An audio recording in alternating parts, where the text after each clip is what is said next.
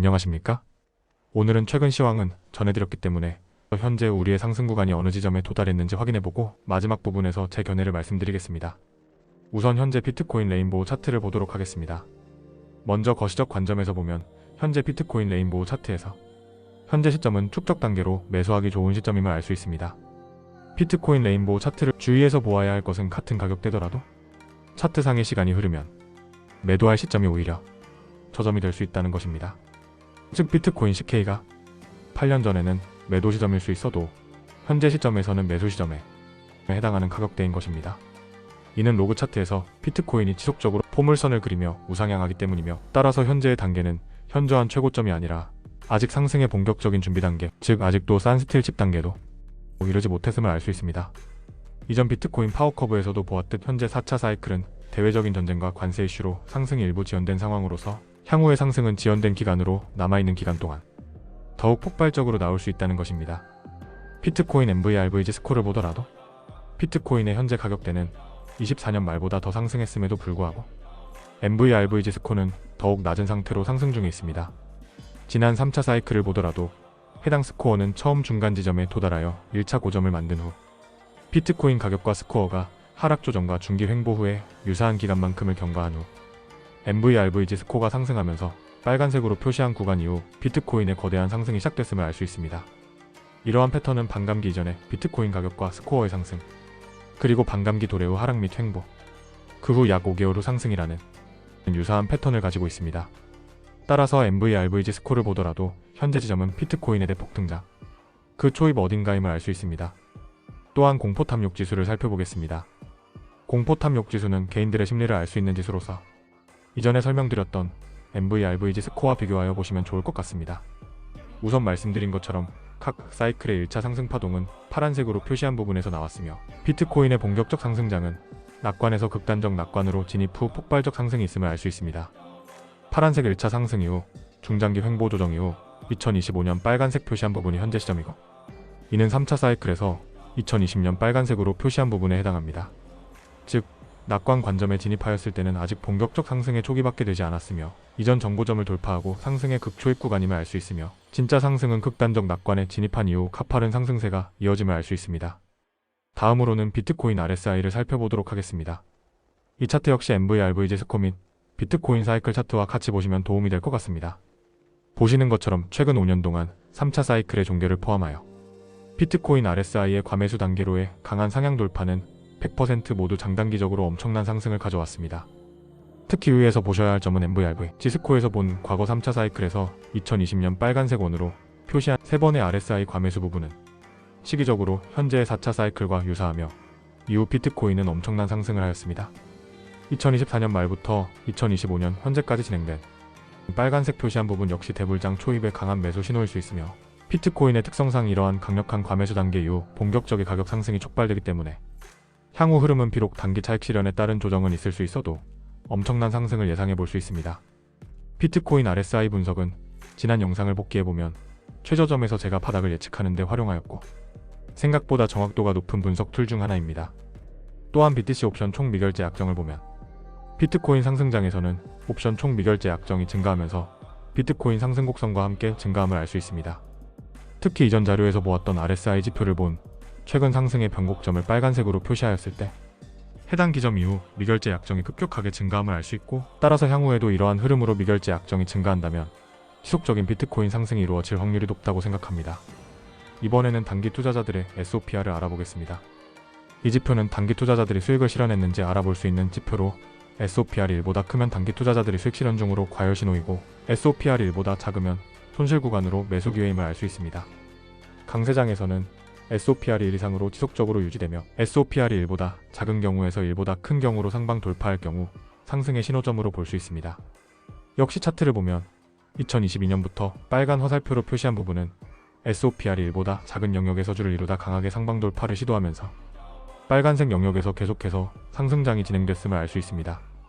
특히 상방 돌파 영역은 보라색으로 표시한 차트의 급상승 지점과 일치하며, 이는 비트코인 가격의 상승으로 인해 단기적으로 진입했던 투자자들이 수익 구간으로 돌아서게 되고, 이 과정에서 단기 투자자들은 적은 수익을 보고 빠지면서 구간 내에서 등락을 거치지만 결국 차트는 구간 내 조정을 주면서 지속적으로 상승하는 모습을 보입니다. 이러한 분석으로 볼 때 현재는 완연한 상승장의 진행 형태라 볼 수 있으며, 다만 아직 시즌을 마무리할 만한 영역으로의 진입은 미흡하다고 볼 수 있습니다. 또한 김치 프리미엄을 비교해보면 김치 프리미엄의 경우 한국 거래소와 해외 거래소의 비트코인 가격 차이를 반영하는 지수로서 일반적으로 김치 프리미엄이 최고조에서는 상승장의 종료를 염두에 두어야 하는 지표입니다. 김치 프리미엄의 경우 저는 음수지표를 평가의 기준으로 삼지는 않는데, 왜냐하면 기존 데이터를 보더라도 김치 프리미엄의 음수지표는 데이터의 일관성, 즉 바닥에서도 출현하고 상승장 내에서도 출현하고 고점에서도 출현하여 지표로서의 의미가 없기 때문에 저는 김치 프리미엄의 양수지표만을 활용합니다. 이 지표로 볼 경우 현재 지점은 김치 프리미엄이 역 프리미엄인 상태로 양수의 고점 수준이 아니기 때문에 현재 상태가 시즌 종료라고 생각하기 어렵다는 근거가 됩니다. 또한 비트코인 불베어 마켓 사이클 인디케이터를 보면 2020년 5월 반감기 이후 총 2번의 중요 변곡점에서 오버히티드 불마켓 사인이 나오고 이후 최고점을 찍은 후 시즌이 종료되었으며, 현재 2024년 4월 반감기 이후에서는 아직 이 과열 신호가 단 한 번도 포착되지 않았으며 아직 불마켓의 초기 지점임을 확인할 수 있습니다. 또한 P&L 인덱스 시그널을 보면 주기영 대표는 비록 이 온체인 지표를 보고 잘못된 판단을 내렸지만 우리는 이 지표에서 유의미한 함의를 찾을 수 있습니다. 각 비트코인 반감기 사이클에서 P&L 인덱스 시그널을 분석해보면 각 사이클별로 파란색으로 보이는 비트코인의 사이클별 생애 주기를 알 수 있습니다. 이는 비트코인 반감기가 도래하기 전 최대 바닥을 형성하여 매수 시점을 만들고, 이후 반감기가 도래하면서 점진적으로 상승하다가 이후 최대 정고점을 거친 후 하락하며 매도 시그널로 마무리되는 하나의 사이클을 보여주고 있습니다. 이는 총 약 3년간의 기간으로 구성되어 있으며 파란색 선으로 이 주기를 한눈에 볼 수 있습니다. 2차 사이클과는 다르게 3차 사이클에서는 아직 주기가 끝나지 않았음에도 2020년도 중간에 빨간색 원으로 매도 시그널이 나왔고, 이는 잘못된 시그널로 결국 상승장의 횡보와 조정 구간에서 만들어진 시그널이었고, 결국 이 사이클 주기는 정상적으로 3년의 기간을 마무리한 후 정확한 매도 시그널이 나왔습니다. 2025년 역시 주기영 대표가 P&L 인덱스 시그널을 기준으로 빨간색 원 부분에서 매도 시점이라고 주장하였으나 저는 당시 이것은 3차 사이클에서와 같은 잘못된 시그널이라고 말씀드렸습니다. 그리고 이제 정확히 빨간색 원을 지나 비트코인이 정고점을 돌파하며 상승하는 구간의 극초입 구간임을 알 수 있습니다. 따라서 이 사이클의 주기대로 간다면 이제 곧 폭발적인 상승 구간으로 진입하는 구간에 돌입함을 알 수 있습니다. 따라서 저는 단기의 개미들과 롱 포지션을 터는 휩소 움직임은 나올 수 있어도 향후 계속해서 큰 장기 상승장이 도래할 것임을 추론하고 있습니다. 따라서 비트코인의 사이클 마지막 상승기가 이제 막 시작하려 하고 있으며, 상승장에서 불타기를 하는 것이 아니라 상승장의 흐름 속에서 스트래티지가 조정받을 때 제가 평소에 강조해드렸던 예수금을 통해 분할 매수로 접근한다면 평단을 낮추고 수량을 늘릴 수 있는 좋은 기회라고 생각합니다. 저는 이제 비트코인의 사이클 투자가 무너졌고 앞으로는 계속 상승만 할 것이라는 최근의 이론들을 믿지 않습니다. 아직도 전 세계에서 비트코인을 진정으로 발견하고 사용하는 사람은 소수에 불과하며, 사토시의 본래 설계와는 다르게 아직도 투기적 자산으로만 접근하는 사람들도 다수이게 비트코인은 이번 사이클 역시 10월 이후로는 또다시 폭락할 가능성이 높다고 저는 생각합니다. 따라서 이제 약 3달간 남은 기간 동안 아마도 짧은 시간 속에서 비트코인은 상승의 사이클을 마무리 짓기 위해 급격한 상승을 동반할 가능성이 높으며, 7월 이후 정고점을 갱신한 비트코인에 따라 점점 반등하고 있는 스트래티지는 아마도 비트코인이 140K를 넘는 수준에 다다를 때 본격적으로 나부 프리미엄이 상승하면서 투자기관들의 추격 매수가 시작할 것이라 봅니다. 아마도 시장은 늘 우리의 예상을 비껴나가게 켄 피셔가 얘기한 것처럼 우리가 상승을 예상하는 것보다 더 큰 상승을 보여줄 가능성도 충분히 있다고 생각합니다. 최근에 스트래티지의 전략을 모사하여 비트코인을 전략 자산으로 매입하는 기관들이 많이 늘어나고 있습니다. 이러한 기관이 많이 늘어남에 따라서 다른 투자 대안이 많이 늘어났고, 따라서 우회 투자나 간편한 투자로서 스트래티지를 투자하는 메리트가 줄어든 것 아니냐고 주장하는 어리석은 일부 사람들이 있습니다. 하지만 스트래티지는 비트가 폭발적 상승했을 때 기업 중 가장 많은 비트코인 보유량으로 가장 높은 프리미엄과 회사, 자산가치 상승의 수혜를 받을 수 있고, 실제로 비트코인을 보유한 상위 100개의 기업을 모두 합치더라도 스트래티지 한 개의 기업이 보유한 물량을 따라갈 수 없습니다. 이미 이러한 기업들의 경쟁은 비트코인을 설계할 때부터 사토시가 예상한 미래이자 세일러가 원하는 방향이었습니다.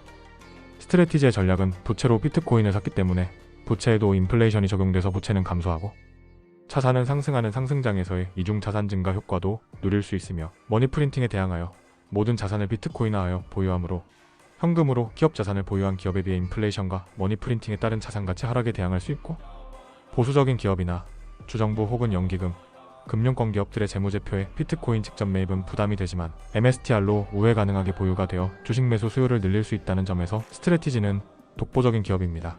여러 경쟁 기업이 나타났다 하더라도 그 기업들은 비트코인의 보유량이 매우 작기 때문에 비트코인에 대한 간접 투자는 스트래티지로 하는 것이 그들의 의사결정에서 당연한 결과이고, 실제로 미국의 월가나 주정부 그리고 연기금에서는 비트코인의 대안으로 스트래티지만을 매수하는 것을 알 수 있습니다. 또한 자신이 스스로 대량의 비트코인을 매입함으로써 비트코인의 수요를 증가시키고 공급은 감소시켜 비트코인 본연의 가치를 올려 자산가치 상승을 유도하며, 후발주자들은 그만큼 더 비싼 가격에 비트코인을 매입하여야 하기 때문에 이미 평단가나 보유 수익 측면에서도 경쟁이 되지 않습니다. 스트래티지의 전략을 유사하게 모사하는 기업들의 증가로 이미 비트코인을 많이 보유한 스트래티지의 자산가치를 올려주는 역할을 하며, 스트래티지는 비트코인 상승의 수혜를 가장 크게 받을 수 있다는 점 역시 스트래티지의 강점입니다.